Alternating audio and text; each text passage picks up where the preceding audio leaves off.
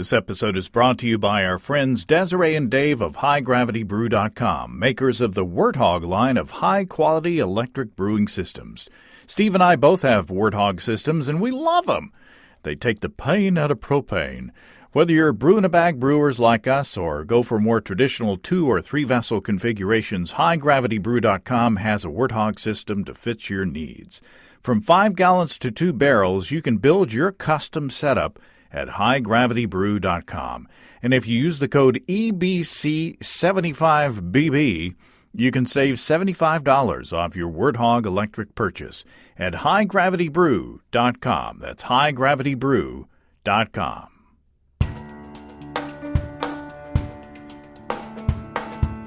Welcome to Basic Brewing Radio for Thursday, January 20th, 2022. I'm James Spencer. Here at Basic Brewing Radio, we're all about home brewing. This week, we get to know Julia Herz, the new executive director of the American Homebrewers Association, as she takes over the reins of the AHA. If you go to basicbrewing.com, you can find archives of our audio and video shows, and if you go to basicbrewingshop.com, you can find our DVDs and our brewers' logbooks. You can follow me on Twitter and Instagram at Basic Brewing, and find our show page on Facebook as well. If you want to support us financially, check out patreon.com/basicbrewing, and many thanks to everybody who's helping out in that way. If you go to patreon.com/basicbrewing, you can see a long list of stuff that you can access if you sign up as a supporter. For a laundry list of reasons, it looks like January is going to be dry on the Basic Brewing video front. It's looking like Steve and I aren't going to be able to get together to shoot video episodes this month. I won't go into all the details. However, we were able to get together for about half an hour to shoot a bonus video for financial subscribers. As you might remember, we said on the annual disaster show that we're sending out as a gift to those who wrote in disaster letters a batch of Steve's Cluck and Squeal Barbecue Dry Rub. Steve put together a mix of his favorite barbecue and grilling seasonings, including some of my hickory smoked jalapeno powder that I made myself. And I shot a video of him mixing a batch together of that, and I sent that video out and the recipe to financial supporters this week. And he also gave me a batch of that stuff, and I can't wait to put it on my big pork butt, in the smoker, that is. I love big butts, and I cannot lie. If you wrote into the disaster show and haven't gotten an email asking you for your mailing address, check your junk email inbox. I've heard from most of you, but there are still several out there that I haven't heard from. I'm looking to get those in the mail before too long. I'm planning to send out a bonus behind-the-scenes video to financial supporters about my stubborn Christmas kettle sour beer that has been slow to get started, and that's one of the reasons that we're not shooting a full video episode this month. But in working with Alex and Casey at Imperial Organic Yeast, we finally found a solution, and my airlock is happily blooping along right now. It's in the same room as me. It's slowly blooping, but it's moving, and it smells great. Financial supporters should look for that video pretty soon, and listeners will hear an interview with Alex Gruber of Imperial next week on Basic Brewing Radio. He's a technical support guy there at Imperial. And we talk in detail about the troubleshooting process that we went through to fix my issues with this beer. I've got plenty of other issues in my life, but he didn't address those. Anyway, Alex helps me with that beer and answers a lot of your questions that I got through social media, and that's in next week's show. Speaking of our friends and sponsors at Imperial Organic Yeast, Casey says the Winter Seasonal from Imperial is a lager strain that's been a favorite with professional brewers and is now available for us homebrewers. L26 Pilgrimage will produce lagers with a very clean profile that can accentuate the flavors and aromas of Pilsner malt, along with the aromatics of noble hops. This lager yeast is very versatile and does well for all lager styles from Helles to Doppelbock, and I've got my hands on a couple of packets of L26, and it's supposed to get cold this week, so I can't wait to put it to work. It is lager season, after all. My plan now is to brew a passion fruit Pilsner. You know, I was going to put that passion fruit puree, which is hard for me to say, into my Christmas sour, but that's, that beer's got enough going on. I don't want to risk my luck by putting more fermentables into that. But anyway, ask your local homebrew store for L26 Pilgrimage from our friends and sponsors at Imperial Organic Yeast. And check them out at imperialyeast.com. That's imperialyeast.com. Okay, many of you know who Julia Herz is already. You may have seen her presentations at HomebrewCon, or you may follow her on social media. She's now taken up a new challenge, and that's being executive director of the American Homebrewers Association. Julia Herz, welcome back to Basic Brewing Radio. Thank you, James. It's good to be back. It's been a while. As my records show, you were back on the show in November of 2014 talking about food and beer and a course that you had designed back then. As I say, like every week, I can't believe it's been that long since we've gotten together. Yeah, it is. That is a little bit of a blast from the past, but let's talk beer and food too while we're at it. Well, congratulations on being the director of the American Homebrewers Association. I got to say that I was excited when I saw your name being mentioned, in connection with that post, because I've been a fan of yours and a follower of yours for a long time. You are highly influential as a positive, knowledgeable person in the beer industry. And I'm being sincere. I'm not just buttering you up, but I think it's exciting that you are the head of the organization. I will agree with you wholeheartedly. About all the good stuff I said about you? Yeah, that you're a charmer, and B, that I'm just as excited as you are, if not more, to be leading the American Homebrewers Association, because man, I'm a Charlie Papazian disciple. I'm a total homebrew geek. And I really am, cut from the cloth of kind of the DNA of the AHA and the Brewers Association over, the course of my career. So it all really fits to me. Now, I want to get into talking about fun stuff. But first of all, I want to ask you about the fires that came through the Boulder area a few weeks ago. I think that I would be remiss if I didn't ask you about that. I was watching them on, live coverage through YouTube, and it was just incredible. I mean, I was a journalist. I still am a journalist, I guess, but, I was a newsman for a while, and, I was witness to house fires, but never so many and, such destruction. Is everybody okay within, the Brewers Association and the AHA? Yeah. So you're talking to me as a resident of Boulder County in Colorado. And James, you're referring to the Marshall fires that happened right before the new year. And they happened in an area that would not necessarily be pegged as fire danger. It was a grass fire that didn't even happen in the mountains. It's in the flats. So it happened where the Brewers Association, or at least in the county that the Brewers Association offices or home office and main team reside. My husband and I collectively know 10 people, give or take, that were displaced and or lost their homes. Oh, my. Donated to many.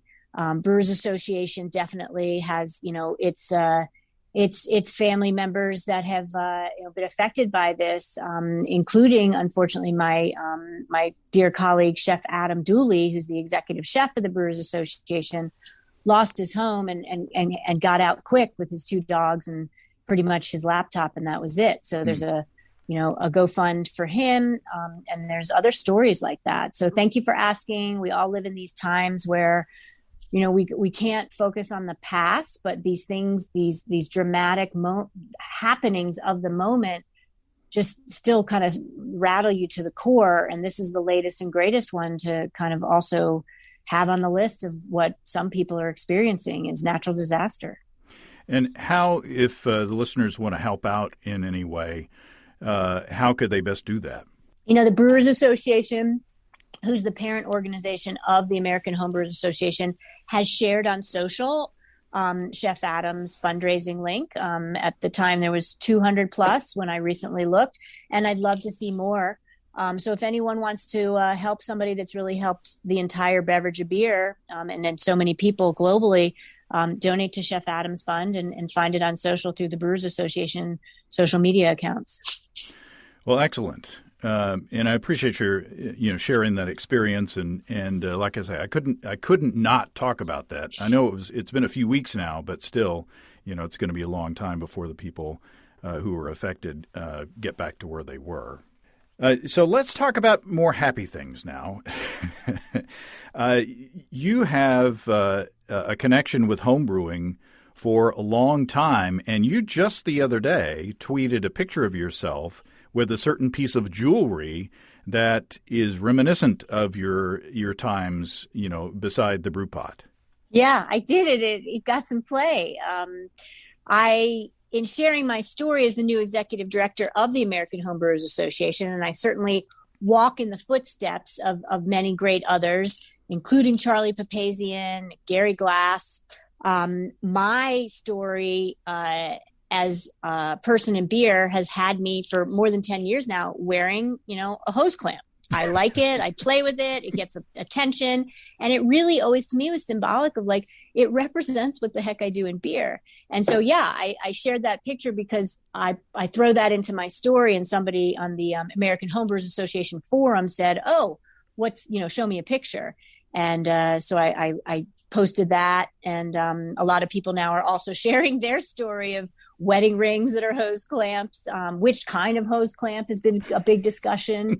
And I'm so into hose clamps, I'm starting to think about which ways I can, maybe for everyone that comes to the National Homebrew Conference and hangs out with us in Pittsburgh in June 23rd to the 25th. Maybe there'll be some hose clamps that have been, blessed by many greats in the brewing industry that are fun, meaningful gifts for anyone that takes the time to attend that. Or any other piece of brewing gear that you want to wear on any appendage that you have. It's just it's up to your creativity. Yeah, I was headed a few years ago, but I got talked out of it. I have lost a tooth, and if you see me smile wide, you can kind of see it in the back of my mouth. And I joked with my family, and my son talked me out of it. So shame on him, but he didn't want a mom walking around with a bottle opener as a tooth like all the rugby players have. But I was this close to finding the funds and the proper oral surgeon to help me out in that arena. Oh, that'd be awesome. Just, hey, Julia, do you have your opener? And right. How cool would that be? Yeah, that would be incredible. So give us your background on brewing. How did you get into it, and what did you like to brew? And, just give us the whole spiel. Sure. And I know anyone listening to this amazing show, James, with you is probably a total geek. And if not, that's okay. There's time. We'll convince you to be. I've always been interested in beer since a younger age, before I was even 10 years old. I grew up in the Washington, D.C., Maryland area. And my parents would take us to a place called the Brickstellar that's no longer around. That had over 500 beers, only bottles and cans too, not draft, on the menu. And my brother had a beer can collection. So every few months we would, schlep over from the Maryland border into the district. And my parents would order, random beers and, eat and drink. It was a restaurant. And so everyone was happy. My parents were in a great mood. We talked to the tables next to us to get their cans and bottles. My brother was filling his Brewiana, quota. And I'm like not even 10 years old being like, different beers, different stories, different packages, different producers, different types, different colors. And so I think that really put things on my radar.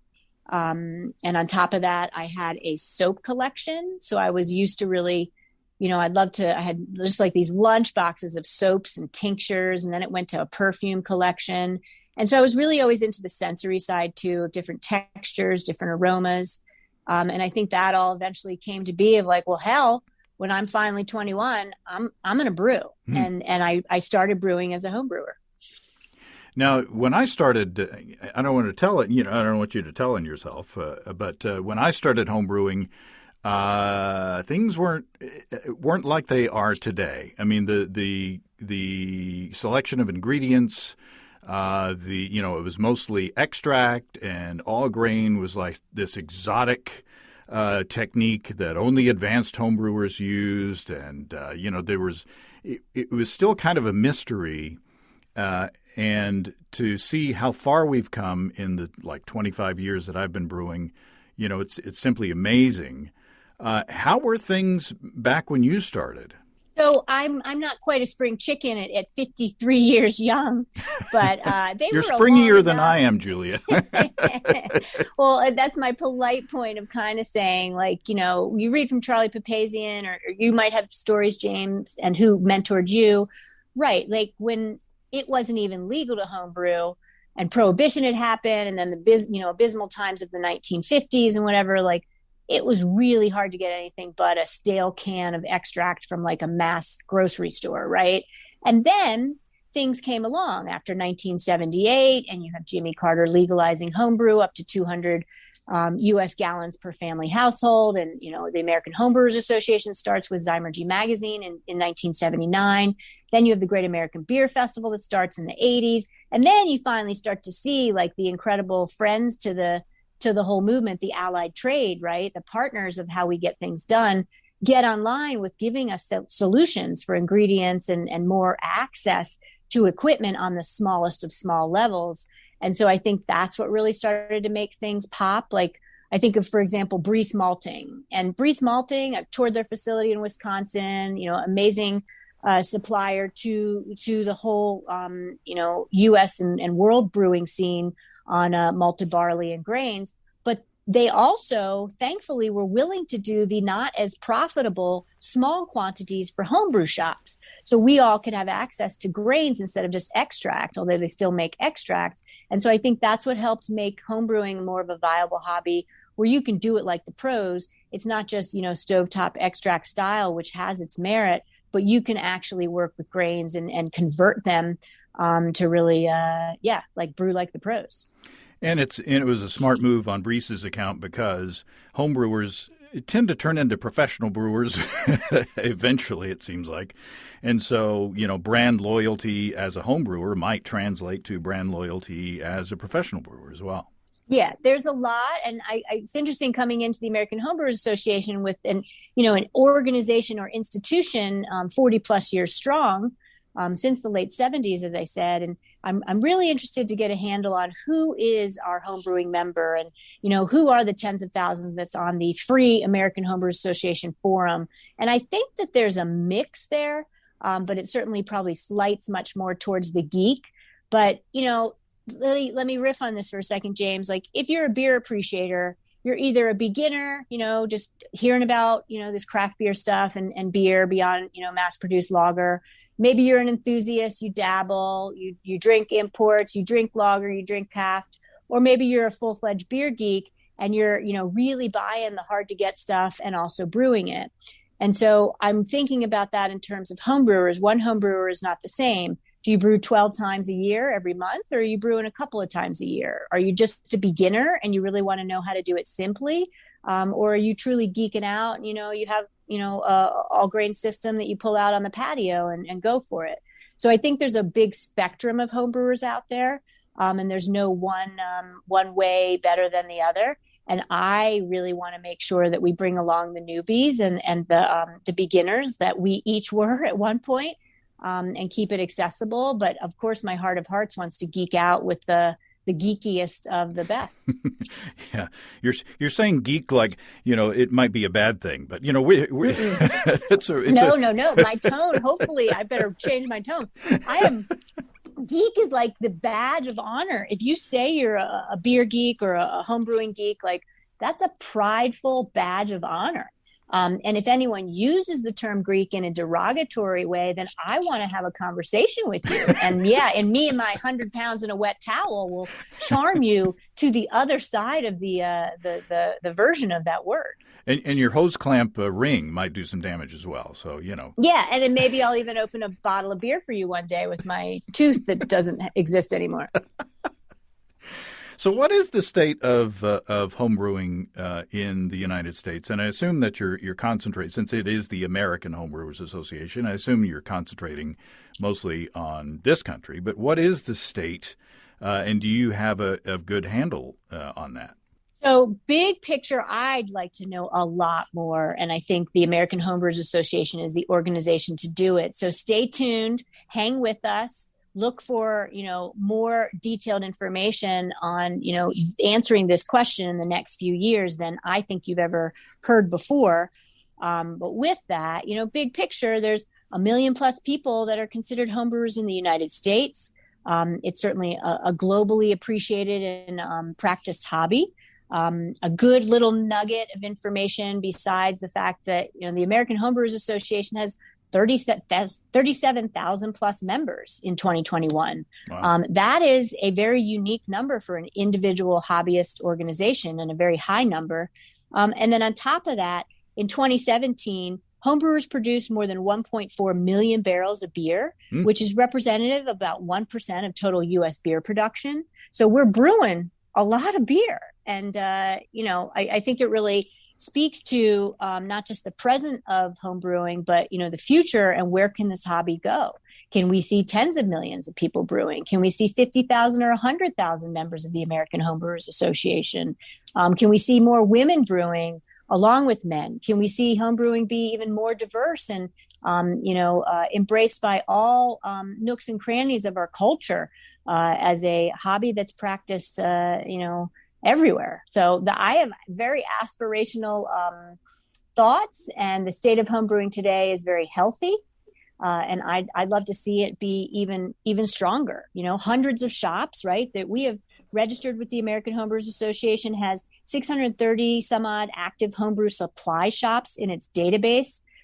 We've got 2,200 AHA registered homebrew clubs, and those are only the ones we know about. So these numbers are really strong, and I'm very, very excited to kind of contribute to them in future thinking.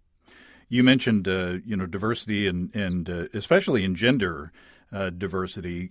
Brewing has come a long way in the quarter century that I've been a part of it. And back in the day, it was nearly 100% male dominated and male participants. Or at least from what I saw. But nowadays, through efforts like the Pink Boots Society and things like that, the female brewers are becoming more and more visible. And I got to think that you being the head of the American Homebrewers Association has got to help in some way. Sure. And, it's a great topic to bring up, James. And I love talking about this openly. I come at it from two different perspectives because I don't want to have to lead with my gender, right? Like when there's a male in the situation, we're not busy pointing out that you're male. Mm-hmm. But that said, I'll take and play the gender card any chance I get because it is really, unfortunately, more unique to see women in beer, and definitely also on the homebrewing side, although I'm not confident to know the statistics these days. And so that's some of what I want to get at. And then beyond gender, diverse populations in all walks of life, like, we don't ask, we don't have a scorecard on that. So we don't really know who's in the mix of membership, for example, or who's attending the national conference. So we're going to get at that, and I think it will hopefully help. I represent multiple areas of diversity. I'm very open about that, not just my gender, as I female identified, but also I have ADHD, I have dyslexia. Being a petite female really is, and I'm pretty humorous about it, but it's affected my life in many, many ways. People just don't look at me the same way that they would as somebody else standing next to me that's just a larger frame. So I'm all in. I want to remove the intimidation factor behind brewing beer. That's complex enough, right? If you're going to try any new hobby, you just want somebody that's going to meet you on your level And so I don't want to be intimidated for people that I want to ask questions to help me be a better brewer. And I don't want them to be intimidated to ask me those questions. And so if we just start there and don't worry about who's who, I think we're in a much better place. But we need both parties to be very open-minded. And the stereotypical, 21 to 34 legal drinking dude, that mass-produced lager and TV advertising used to, advertise to, those are not the beer drinkers of today, right? Mm-hmm. Those are some of the beer drinkers. And the same goes for in advertising today when we showcase the profession of brewing or the hobby of home brewing. It really is, I think, up to the current times for us to depict the true people behind the scenes. And you eloquently, James, point out it's not just white males. And I'm all for it. I'm all for increasing the numbers and different types of people who become brewers, because then we have more beer. Right. Oh my gosh. Right. Like selfishly, it's win-win. And we learn more from each other. The more people that are doing it, the more, happy accidents happen, the more experiments happen, the more cultural backgrounds come into it, the more flavors come into it. And so, yeah, I'm all for widening it out and giving me more things to talk about on this show. Yeah, you're speaking my language. And, I'd love to say homebrewers should be in the conversation every step of the way when the conversation of beer comes up, and innovation and, that incubator experimental mindset. And I will argue that most professional brewers, at least many in the era prior to a lot of the beer education that came along, so up until about 10 years ago, it's easier to say this, but it's certainly still true. Many commercial brewers were home brewers, or their beers that they are brewing, they didn't just start it out on the pilot system at the brewery. They did start, in their kitchen and their home brew kettle, and then brought it to the brew house. So I think home brewers are as important, if not more, today to the entire beverage of beer and what's next of next.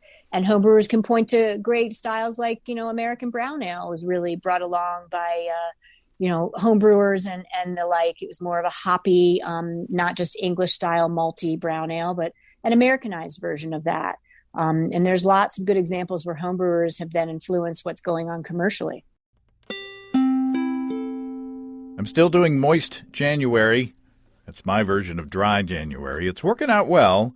And one of the things that I look forward to on the weekends is a treat from the beer fridge and mead fridge from our friends and sponsors Ricky and Kelly from Groenfell and Havoc Meaderies in Vermont. Ricky sent me an email saying Veneer from the Groenfell Ancient Collection is back. Now, Veneer is stronger than most of the delicious craft meads that Groenfell is famous for, and it comes in a big bottle instead of the craft cans that they put out for their regular craft meads. At 15.9%, Veneer is a bit sweeter and more traditional. It's aged on ash wood and oak staves, and it's a testament to the great meads of antiquity. Veneer is part of the ancient collection from Groenfell that includes Bragg Eye, made with black currants, elderflowers, rose hips, and juniper berry, and Hegear, made with European cherries, aged on cherry wood. And if you order the whole ancient collection or mix and match therein, you can get 10 to 20% off and get free shipping. You have to check the website for details. And I also saw on social media that there may be a maple version of their ginger craft mead, which, Anyway, check out that along with Veneer and all the honey-based deliciousness at family-owned and operated Groenfell.com. That's GROENNFELL.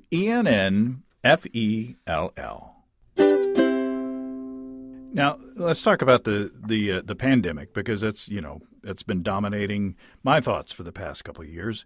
Steve Wilkes recently sold his homebrew shop, but when the pandemic came along, he was afraid that was going to be the end of his little shop, and he found that it was actually a boon to his business because people were stuck at home at that time, and they looked over at their homebrewing equipment that had been gathering dust, and they dusted it off, and they came in and they got ingredients and they started brewing again. Do you have a sense of how the pandemic has affected the hobby over time? It's a really good question. And I, again, am really just in my, I think, fourth week on the job. And I want to get to the data, but we cannot definitively say. It's a mixed bag, at least in what I'm starting to read and hear from talking to people. Some homebrew, supply shops did have to close. Others have flourished, as you point out. So I'm not going to really want to lean on any one way until I see the data. I can tell you, though, that prior to the pandemic, we had a stat that was shared with me and estimated from the American Homebrewers Association that 40% of the 1 million plus homebrewers began in an era that was within the past few years. So that is showing that we've got a lot of new homebrewers coming online. And I think that speaks to things. But COVID, all bets are off. And I really just haven't seen big trends or rhyme or reason. It's also like asking how restaurants are doing. Some are thriving and have pivoted and figured it out, whereas many others are just struggling and, new day, different crazy things to deal with. That's true. Well, I know one impact that the pandemic has had is in the past 2 years, we haven't had an in-person homebrew con. And as I told you before we started recording, Steve and I have been to every in-person homebrew con since Orlando in 2006. And so, that's something that we've missed. So what's happening this year, Julia? Mm-hmm. So, look, it's 2022. We all need to, I think, get out of the house safely. Nothing's guaranteed safe, of course, but cautiously. And if anyone, especially, in the East Coast, but come on out West Coast and certainly to your global listeners too, if they're up for an amazing experience, come be with us in Pittsburgh for the National Homebrew Competition as well as Homebrew Con. And you will be then at a 40 plus year strong conference and competition that brings together the brightest minds in homebrewing, the most robust judge pool in homebrewing all year long. And we will be together and be merry and, geek out, conference sessions, top-notch speakers. We're putting out the call for speakers any minute. So stay tuned to the HomebrewCom website and get ready to enter your beers in the, preeminent homebrew national competition. And I would say, please come be with us. It will be more meaningful than ever this year because we haven't been together. The previous one was virtual. I also had the privilege of judging the National Homebrew Competition, but the previous Homebrew Con conference was virtual. And it's one version of it, but I can't wait to be in person in June in Pittsburgh. And we will really, I think, make a memory.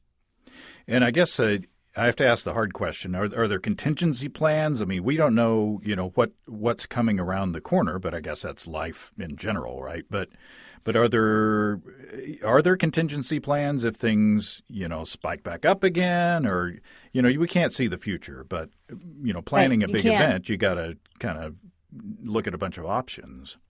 Right. Absolutely. I mean, and you're talking to, me as a representative of an organization who has a world-class events team that puts on Great American Beer Festival, the Craft Brewers Conference, the World Beer Cup, Savor in Washington, D.C. 2022, though, is a year that we are planning in person for each of the events that I have mentioned. And we look forward to navigating, each month with what would need to be in mind if it was deemed on a federal level to not be allowable to host that kind of conference. But it's full steam ahead. And, we have the Brewers Association successfully. I was excited to go to it in Denver. A few months ago, successfully executed a 6,000 person craft brewers conference. Wow. And what an amazing, good feeling event it was to go to. And so we are used to following and establishing protocols.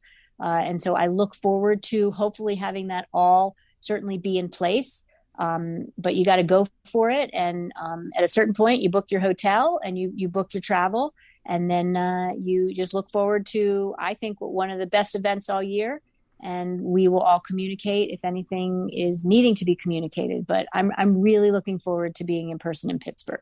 Every HomebrewCon that I've gone to, I've got to see people in person that I've been talking to online, and I've gotten to try different beers that I never would have thought it even existed before, and to try different recipe ingredients, and it just opens up the imagination to what's possible in brewing beer.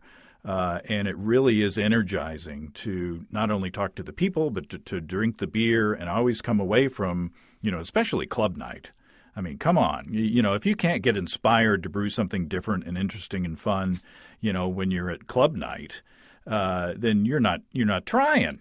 Mm-hmm. I remember drinking beers at a one homebrew con that were in Cornelius kegs in the back trunk of like an El Camino car. And they had it like totally pimped out and like really rigged up. And like, I have just never seen more pride and joy than the trunk of that car with a ton of ice in it and like the best beer from one of the best clubs. And they were standing right there at club night, more than happy to tell me anything for as long as I wanted to talk about it, what was going on in each of those beers. Exactly. See, and it's content. I always come out with like 2 months worth of content, when I go to HomebrewCon. So, yeah, I mean, there's something to be said, James, for the collective powwow, right? And I get that we call it, HomebrewCon. It's conference format, but and most people that are going are there on vacation days and whatnot. But some vacations should be, furthering enhancement for education, right? Mm-hmm. Or volunteerism education, or volunteerism vacation, right? They don't all need to be at like the resort where you're chilling and, eating and drinking and, sleeping a lot. I think we should encourage people to mix it in. And this is one of the best educational conferences that you will ever come across in brewing. Never mind homebrew, it's the top, right? Mm-hmm. So I totally agree with you. And yeah, I'm always changed when I come to the other side of a homebrew con and these type of events. So a lot of times what you'll see at these homebrew cons is trends before they reach the commercial world. Right. It's what's coming up next that the pros haven't been adventurous enough to try on a larger scale. So, you're in beer country over there in Colorado. What are the trends that you're seeing? And you're in touch with all kinds of people all around the world. What's next? What do you see is next on the trending radar? Well, it's interesting. And I feel like trends in beer don't just pop up there. And I'm probably riffing properly on what you're getting at. They kind of sneak up on you. And they're there, you just don't always see them. And what I'm easily seeing right now is, besides and this is not maybe what you're looking for, but a variation in packaging, right? Breweries are putting beers in different types of packages now, which is, I think, one thing that I'm seeing. And, working with ingredients has just really taken on a whole new form. You have these variants of American India Pale Ale, right? I don't want to assume people listening know what IPA is, so I spell everything out and try to avoid the acronyms if I can. I think you can assume that at least here. First occurrence. Yeah, right. Yeah, we know. But still, out of respect for any new listeners, variants of American IPA, which frankly on the craft beer side is the number one craft beer selling style, like about a third of all craft brewers beers is IPA. There's that variant, brown IPA, black IPA, white IPA, rye IPA. And, is this resonating with anyone? Belgian IPA, right? The list goes on. And so behind the scenes, I'm seeing some of that. The pastry stouts are evolving to take on a whole new form as well. And then, to more traditional approaches, I'm seeing kind of the mashup of different countries, like the Italian Pilsners, right? So you've got the German base of a Pils, but you've got this twist of, the Italian hopping. Cold IPA now is a thing, even though we really know it's just basically an India Pale Ale with lager yeast. So you've got a lot, I think, coming on. both in the home brewing side and the commercial side.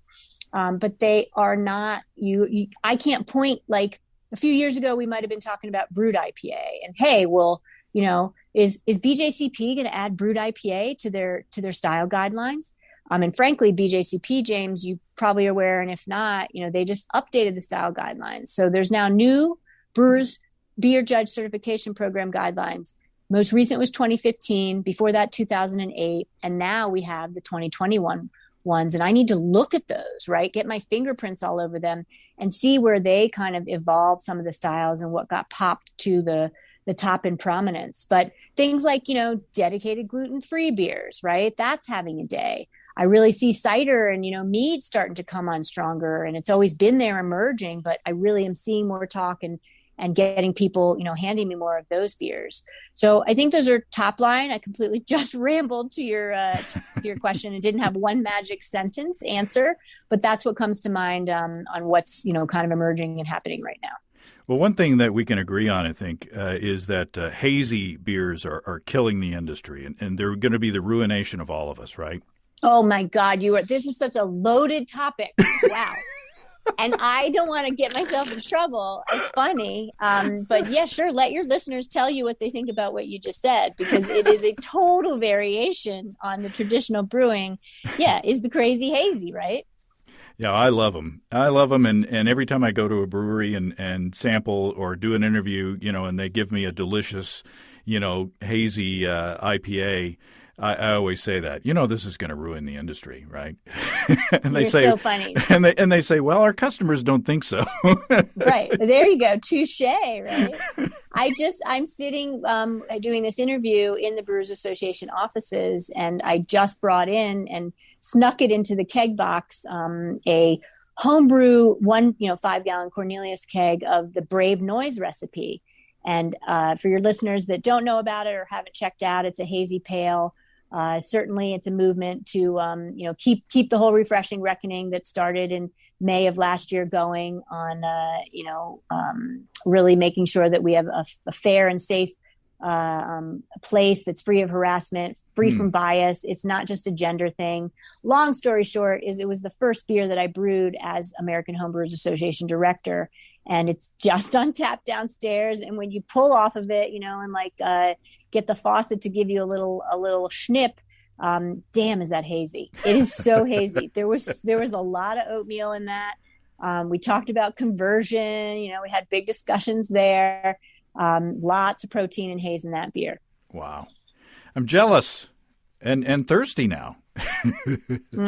Yeah. Well, there's always a beer in the fridge if you are smart enough to stock it. Well, Julia, this has been a lot of fun, as I knew it was going to be. And again, congratulations on, becoming the director. And I look forward to talking to you in Pittsburgh. 1,000% yay. Yes, please. James, right back at you. Keep up the great work. And if for anyone listening, if you're like me and we're all busy, but we prioritize what fuels us, don't forget to homebrew.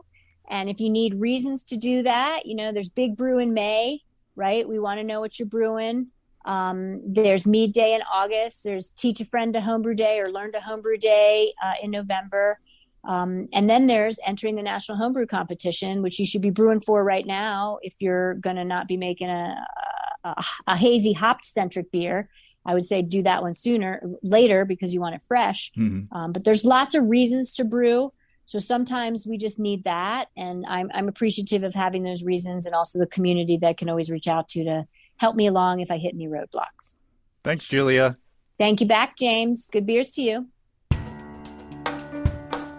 Thanks again to Julia. Check out Julia's Twitter feed for a picture of her rock and roll homebrew hose clamp ring, and I might retweet that as well.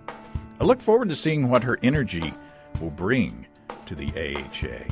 If you have brewing questions, show suggestions, or just want to say howdy, write to james@basicbrewing.com or just fill out the contact form on basicbrewing.com. And please don't forget to tell us where you're from. Check out our mobile-friendly shop at basicbrewingshop.com. That's basicbrewingshop.com.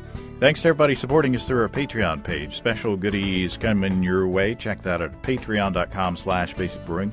had 2 cups of coffee this morning.